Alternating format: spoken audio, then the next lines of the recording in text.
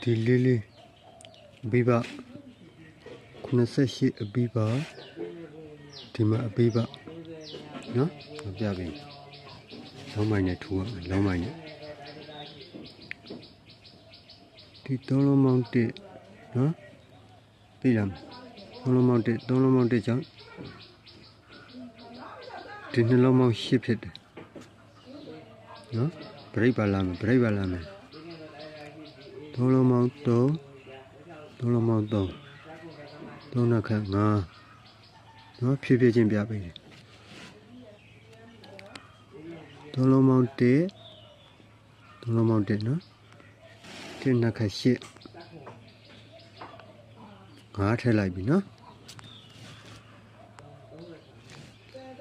အား5ထိပ်စီက